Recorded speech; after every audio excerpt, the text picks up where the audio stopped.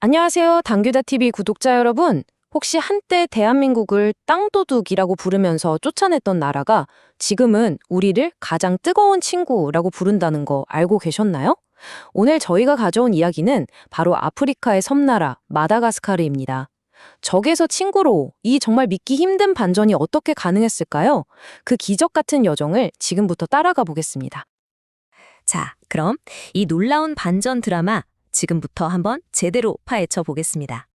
한번 보세요. 불과 15년 전인 2009년만 해도 마다가스카르에서 한국은 땅도둑, 침략자나 다름없었어요. 그런데 지금은요? 우리를 진정한 친구이자 구원자라고 부릅니다. 아니 대체 그동안 무슨 일이 있었던 걸까요? 아니, 잠깐만요. 한 나라 전체의 인식이 어떻게 이렇게 180도 바뀔 수가 있죠? 보통 한번 이렇게 관계가 틀어지면 회복하는 거 정말 어렵잖아요. 네, 맞아요. 그래서 이 이야기는 2008년으로 거슬러 올라가야 합니다. 당시에 전 세계적인 식량 위기가 닥쳤거든요. 식량 자급률이 낮은 우리나라는 안정적인 해외 식량 기지를 확보하는 게 정말 시급한 과제였죠. 바로 그때 대우로지스틱스가 마다가스카르 정부와 세상을 깜짝 놀라게 할 계약 하나를 추진합니다. 그 계약 내용이 정말 충격적이었습니다.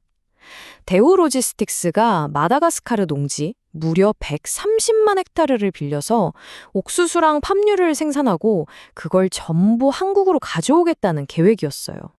130만 헥타르, 이게 감이 잘 안 오시죠? 서울 면적의 무려 22배에 달하는 크기입니다. 이건 뭐 마다가스카르 전체 경작 가능 면적의 거의 절반을 그냥 뚝 떼어가는 거나 마찬가지였던 거죠. 근데 더 놀라운 게 뭔지 아세요? 바로 임대 기간이었습니다. 자그마치 99년. 거의 한 3개 동안 나라의 심장과도 같은 땅을 통째로 내준다는 소식에 마다가스카르 국민들은 그야말로 경악했습니다. 아니 근데 심지어 이게 공짜였다는 말이 있던데요? 99년 동안 그 어마어마한 땅을요? 대체 무슨 생각으로 그런 말도 안 되는 계약을 한 건가요? 네, 바로 그 점이 민재의 핵심이었습니다. 대우 측은 공짜가 아니다. 임대료 대신 도로, 항만 같은 사회 기반 시설에 60억 달러를 투자하는 패키지 딜이다. 이렇게 주장했죠. 하지만 당장 하루하루 먹고 살기 힘든 국민들 눈에는요. 이건 그냥 나라의 주권을 팔아넘기는 현대판 식민지배로 보였던 겁니다. 결국 한국은 도둑이다. 당장 떠나라. 라는 구호가 온 나라에 울려 퍼졌고 거대한 시위가 일어나면서 나라는 극심한 혼란에 빠졌습니다.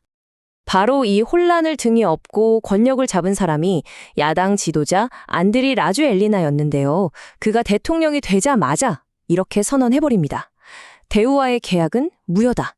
마다가스카르의 땅은 단 한 평도 외국인에게 넘길 수 없다. 이 순간 대한민국은 공식적으로 마다가스카르의 공공의 적이 된 겁니다.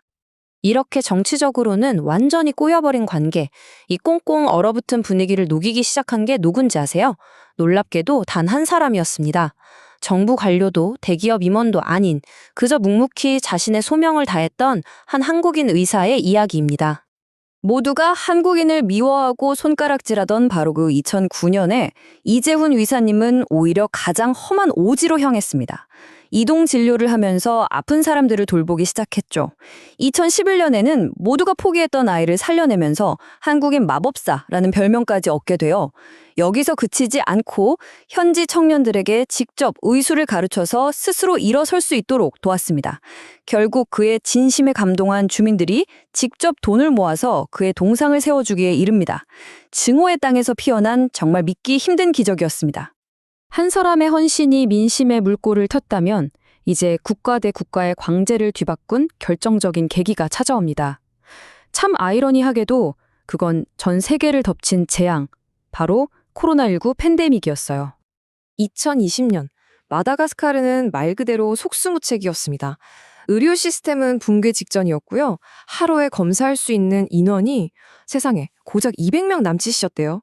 전 세계에 도와달라고 손을 내밀었지만 다들 자기 살기 바빠서 외면했죠. 바로 그때 그 절망의 순간에 침묵을 깨고 응답한 나라가 있었습니다. 바로 10년 전 그들이 그렇게 매몰차게 내쫓았던 대한민국이었죠. 한국은 망설이지 않았습니다. 진단키트, 방역 노하우를 지원하고 심지어 최신 장비를 갖춘 감염병 전문 연구소까지 통째로 지어졌어요. 그러자 정말 영화 같은 일이 벌어집니다. 2009년에 반한 감정을 이끌었던 바로 그 라주엘리나 대통령이 준공식에 직접 나와서 감격에 겨운 목소리로 이렇게 연설한 겁니다. 가장 어두운 터널을 지날 때 손을 내밀어준 진정한 친구는 바로 대한민국입니다. 이 장면이 전국에 생중계되면서 한국은 침략자에서 생명의 은인으로 그 이미지가 완벽하게 바뀌게 된 겁니다. 자, 이렇게 의료 지원으로 굳게 닫혔던 마음의 문이 활짝 열리니까요. 그 빈틈으로 한국의 문화, 바로 한류가 정말 무섭게 파고들기 시작합니다. 이 수치 좀 보세요. 진짜 놀랍지 않나요? K-팝 월드 페스티벌 마다가스카르 예선 경쟁률이 무려 490대 1이래요. 다른 나라 평균이 50대 2 정도니까 이건 뭐 열기가 상상을 초월하는 거죠. 춤 좀 춘다 하는 젊은이들은 다 모였다고 봐야죠. 이런 열기는 단순히 유행에서 그치지 않고 한국을 배우고 싶다는 학습 열기로 이어졌습니다. 세종학당 수강생 모집 공고를 냈더니 홈페이지가 마비될 정도로 지원자가 몰렸다고 해요. 마다가스카르 젊은이들에게 한국은 더 이상 과거의 땅도둑이 아니라 우리가 닮고 싶은 미래의 롤모델이 된 겁니다. 이렇게 차곡차곡 쌓인 깊은 신뢰는요, 이제 다른 나라와는 차원이 다른 아주 특별하고 서로에게 이득이 되는 파트너십으로 발전하게 됩니다. 이 표를 보시면 한국의 방식이 뭐가 달랐는지 한눈에 딱 들어오실 거예요. 중국이 거대 자본으로 도로 깔아주고 항만 지어주면서 결국 갚지 못할 빚으로 국가를 올가매는 채무함정 외교를 펼쳤다면 한국은 그들에게 진짜 필요한 기술을 나눠줬습니다. 의약품을 나르는 드론, 농업 생산성을 확 높여주는 스마트팜처럼요. 그 결과 돌아온 건 경제적 종속에 대한 두려움이 아니라 진짜 믿음과 우정이었습니다. 물론 지금도 마다가스카르 정치가 막 안정적인 건 아니에요. 하지만 정말 중요한 건 이제 정권이 어떻게 바뀌든 예전 같은 반한 감정은 찾아볼 수가 없다는 겁니다. 왜냐? 한국이 정치인이 아니라 바로 국민들의 마음을 얻었기 때문이죠. 이 국민적인 신뢰야말로 그 어떤 정치적 격변에도 흔들리지 않는 가장 강력한 외교 자산인 셈입니다. 돈이 아니라 진심으로 얻은 친구. 이것이야말로 대한민국이 마다가스카르에서 써내려간 기적의 핵심입니다. 위기를 기회로, 적을 가장 뜨거운 친구로 만들어낸 대한민국의 저력이 정말 빛나는 순간이죠. 자, 한때는 적이었지만 이제는 세상 둘도 없는 친구가 된 마다가스카르 이야기 어떻게 보셨나요? 저희 당귀다 TV는 앞으로도 이렇게 흥미로운 세상의 모든 지식을 여러분 귀에 쏙쏙 넣어드릴 겁니다. 오늘 이야기가 유익하고 재밌으셨다면 구독과 좋아요 그리고 알림 설정까지 꼭 부탁드릴게요.